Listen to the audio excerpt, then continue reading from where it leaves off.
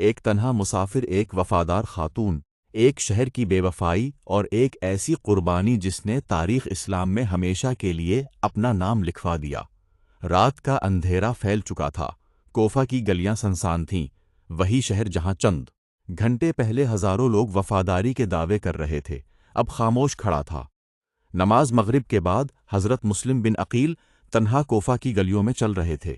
نہ کوئی دوست ساتھ تھا، نہ کوئی مددگار، اور نہ ہی کوئی پناہ دینے والا۔ پیاس اور تھکن نے آپ کو کمزور کر دیا تھا، لیکن آپ کے حوصلے اب بھی مضبوط تھے۔ چلتے چلتے آپ ایک گھر کے سامنے رکے جہاں ایک نیک اور باوفا خاتون طوع اپنے بیٹے کا انتظار کر رہی تھیں۔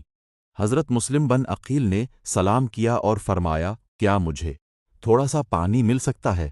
طوع نے فوراً پانی لا کر پیش کیا۔ آپ نے پانی پیا لیکن وہیں خاموش کھڑے رہے۔ طوع نے حیرت سے پوچھا، آپ کون ہیں اور اس وقت یہاں کیوں کھڑے ہیں؟ حضرت مسلم بن عقیل نے فرمایا، میں مسلم بن عقیل ہوں۔ یہ نام سنتے ہی طوع پر جیسے سکتہ طاری ہو گیا۔ وہ جانتی تھیں کہ یہ امام حسین کے سفیر ہیں۔ ان کی آنکھوں میں آنسو آ گئے۔ انہوں نے ادب اور احترام کے ساتھ عرض کیا، آپ میرے گھر تشریف لے آئیں، یہ گھر آپ کے لیے حاضر ہے۔ طوع نے آپ کو پناہ دی، کھانا پیش کیا اور آرام کرنے کی جگہ دی، لیکن قسمت میں کچھ اور لکھا تھا۔ رات کے وقت طوع کے بیٹے کو معلوم ہو گیا کہ حضرت مسلم بن عقیل ان کے گھر میں موجود ہیں۔ دنیاوی انعام اور دولت کے لالچ نے اس کے دل کو بدل دیا۔ صبح ہوتے ہی وہ عبید اللہ بن زیاد کے پاس پہنچ گیا اور اس نے حضرت مسلم بن عقیل کی موجودگی کی خبر دے دی۔ خبر ملتے ہی عبید اللہ بن زیاد نے فوراً ایک بڑا لشکر روانہ کر دیا۔ کچھ ہی دیر میں گھر کا محاصرہ کر لیا گیا۔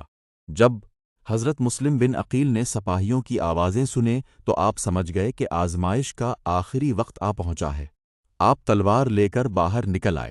دشمنوں کی تعداد بہت زیادہ تھی، لیکن حضرت مسلم بن عقیل کے قدموں میں کوئی لرزش نہ تھی۔ آپ نے تنہا دشمن کا مقابلہ کیا۔ ہر طرف تلواروں کی جھنکار گونج رہی تھی۔ کئی سپاہی زخمی ہوئے، کئی زمین پر گر گئے۔ دشمن حیران تھا کہ ایک اکیلا شخص اتنی بڑی فوج پر کس طرح بھاری پڑ رہا ہے، لیکن آخرکار تعداد کی زیادتی اور دھوکے نے اپنا کام دکھایا۔ حضرت مسلم بن عقیل شدید زخمی ہو گئے اور دشمن نے آپ کو گرفتار کر لیا۔ جب آپ کو عبید اللہ بن زیاد کے دربار میں لایا گیا تو آپ کی آنکھوں میں آنسو تھے۔ کچھ لوگوں نے سمجھا کہ شاید آپ اپنی جان کے خوف سے رو رہے ہیں، لیکن حضرت مسلم بن عقیل نے فرمایا، خدا کی قسم، میں اپنی موت پر نہیں رو رہا، مجھے اپنی جان کا کوئی غم نہیں، میں تو امام حسین اور ان کے اہل بیت کے لیے رو رہا ہوں جو میرے خط پر اعتماد کر کے اس شہر کی طرف آ رہے ہیں۔ پھر آپ نے اپنی آخری خواہش بیان کی۔ آپ نے فرمایا، اگر ممکن ہو تو میرا یہ پیغام امام حسین تک پہنچا دینا کہ کوفہ والوں نے وعدہ توڑ دیا ہے، وہ بے وفا ثابت ہوئے ہیں، لہذا واپس لوٹ جائیں۔ لیکن ظلم اپنی آخری حدوں کو چھو چکا تھا۔ عبید اللہ بن زیاد نے حکم دیا کہ حضرت مسلم بن عقیل کو محل کی چھت پر لے جایا جائے۔ زخمی حالت میں آپ کو اوپر لے جایا گیا۔ آپ نے آخری بار اللہ تعالیٰ کو یاد کیا اور حق کے راستے پر ثابت قدم رہے۔ پھر ظالموں نے آپ کو شہید کر دیا۔ 9 ذوالحجہ 60 ہجری کو حضرت مسلم بن عقیل نے دین حق کی خاطر اپنی جان قربان کر دی۔ یوں کربلا کی پہلی عظیم قربانی مکمل ہوئی۔ حضرت مسلم بن عقیل نے دنیا کو سکھا دیا کہ سچا مومن حالات کے بدلنے سے اپنا راستہ نہیں بدلتا۔ وفاداری، صبر، بہادری اور حق پر قائم رہنے کی جو مثال آپ نے قائم کی وہ قیامت تک یاد رکھی جائے گی۔